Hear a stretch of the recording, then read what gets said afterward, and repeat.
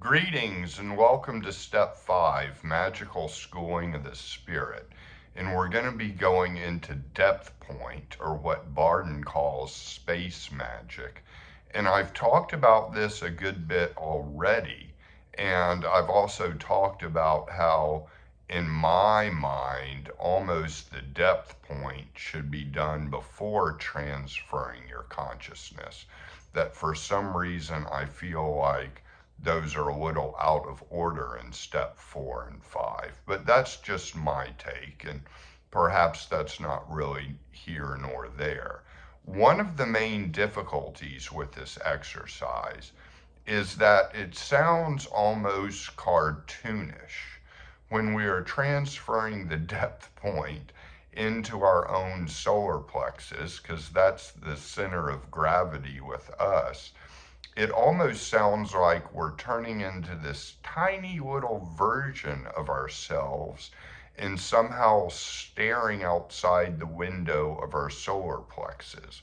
Or we're somehow like in the middle of a book and we're somehow staring in between the pages and maybe feeling stuck in between the pages or staring out of it as if the book had eyes and we still had eyes.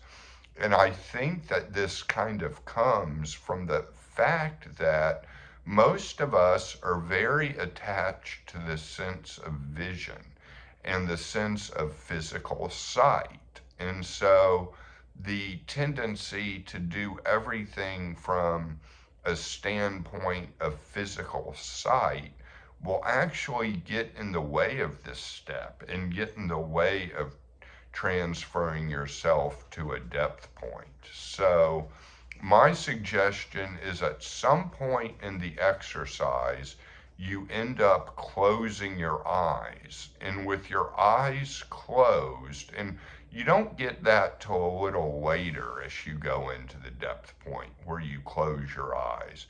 But with your eyes closed, you will be much more in the energetic realm than you will be in the sense of sight realm, because that sense of sight realm can be something that's almost impossible to turn off and will obscure your ability to go into the energy of things, which we're really talking about here. This is a very energetic kind of exercise, and it does have the component of timelessness and spacelessness. And because it has the component of timelessness and spacelessness, Barden stresses timelessness, but I would say it's a timeless, spaceless thing. I'd say both. Just like the spirit is timeless and spaceless. It has both of those dimensions to it. I would say it's actually both. And so, in order to get to that timelessness and spacelessness, I would definitely prepare before going about this exercise and prepare every time. My suggestion would be to prepare with about 15 minutes of vacancy of mind to get yourself into the now, into the moment, into that timelessness and spacelessness, and then 15 minutes of prayer. Or you can do it the other direction. You can start with the 15 minutes of prayer, go into vacancy of mind, and then begin your depth point exercise and do the prayer and the vacancy of mind for about 15 minutes each. I think preparation is key in this exercise. And you can imagine, if you're talking about an object or even talking about yourself, you can imagine all the intersecting lines from all the edges of whatever the object is, and you imagine them intersecting in the depth point. But we're going to want to be able to go into the spirit and into the Akasha. And we're going to want to then close our eyes and feel our way into the depth point. That's what I would stress to do, to feel it rather than to just simply imagine it. You're going to be imagining it naturally by the way the exercise is set up. But my suggestion is to feel it too. Feel your way into an object with your eyes closed. After you've stared at the object a good bit, you've seen the intersecting lines, you've seen the nucleus, you know where that point is, to go ahead and close your eyes and see if you can feel it there. And then once it's in your mind's eye, it's there. And the same thing with going into our own depth point.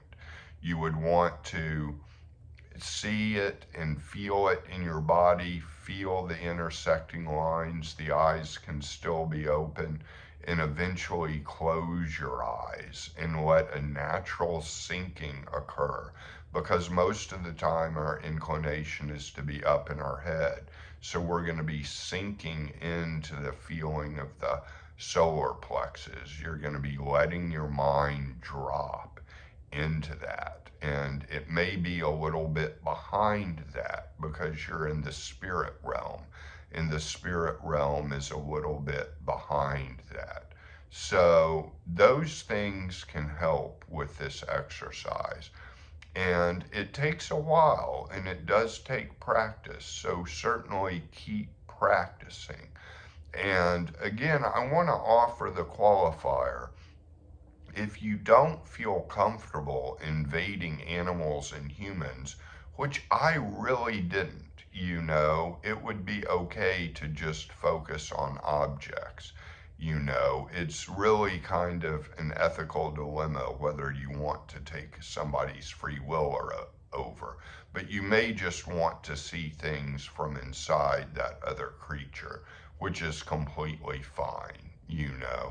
And I would also, if you're doing that with the transfer of consciousness, and I know I'm kind of mixing this up with the stuff I talked about in step 4, but I think it goes hand in hand. You might, again, like I've said, pray before you go in, that if it be thy will of divine providence. And so, but I think the vacancy of mind in the beginning for preparation is very key. I think being able to close your eyes at some point is very, very key, because the experience of this is not going to sound like the cartoon version that can be first kind of imagined. The experience of this is that everything is one. So you are becoming one with something else, but the truth is you are already one with it. So you're just manifesting that oneness, and it can feel a lot like you're bringing the object to you and you're there, and the object is in your mind's eye with your eyes closed, and you're feeling yourself there. I feel like that is the end point. That is the success. When your eyes are closed and you're feeling and even seeing in your mind's eye with your eyes closed the depth point in the object and feeling like you're there. And that is the place to get to. So it does take time, but I wouldn't encourage you to get too held up with this exercise. It is a very advanced skill. I'm a little bit surprised it comes so early in the steps. But of course, as you go on to future steps, you're going to keep practicing the previous steps. So those are my thoughts again, and then we'll be moving on to the magical schooling of the soul, which is some great more pour breathing with the elements and projecting the elements. So hope you're looking forward to that, and I will see you on that video. Greetings and blessings to all of you. And you can always email me at thegraveyardcowboy@gmail.com, thegraveyardcowboy@gmail.com, and I do offer individual coaching sessions if you're ever interested. Okay, thanks for watching.